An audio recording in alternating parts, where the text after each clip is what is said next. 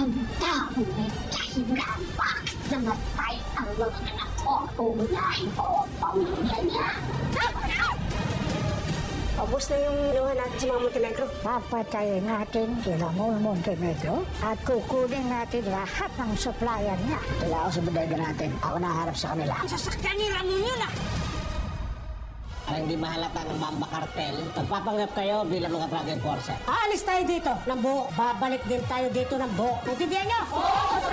Tsakin nyo lang na makukuha ninyo ang mga diamante. Pwede ba namin malaman kung magkano yung babayad sa servisyo namin? Pagkatapos ang mission nito, Masisiyahan kayo. tayo na.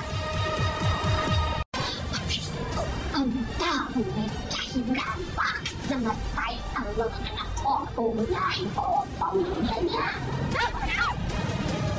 Ubus na yung luha natin sa mga Montenegro. Papatayin natin sila Montenegro at kukunin natin lahat ng supplyan niya. Kaya ako sa bodega natin. Ako naharap sa kanila. Ang sasakyan ni Ramon yun ah! Para hindi mahalata ng Mamba Cartel, magpapanggap kayo bilang mga drug enforcer. Aalis tayo dito ng buo. Babalik din tayo dito ng buo. Naintindihan niyo?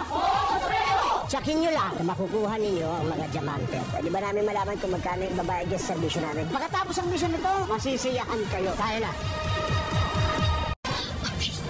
Ang tao may dahilan bakit namatay ang mga anak ko. Uunahin ko ang pamilya niya.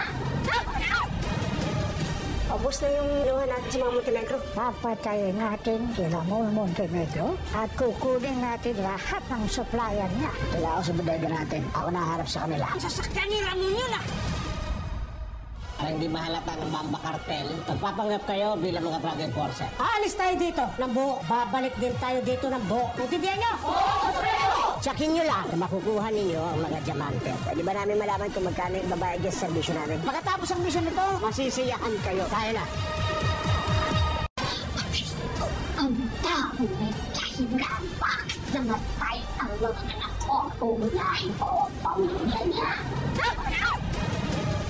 Ubus na yung luha natin sa mga Montenegro. Papatayin natin sila Montenegro at kukunin natin lahat ng supplyan niya. Kaya ako sa bodega natin. Ako naharap sa kanila. Ang sasakyan ni Ramon yun ah!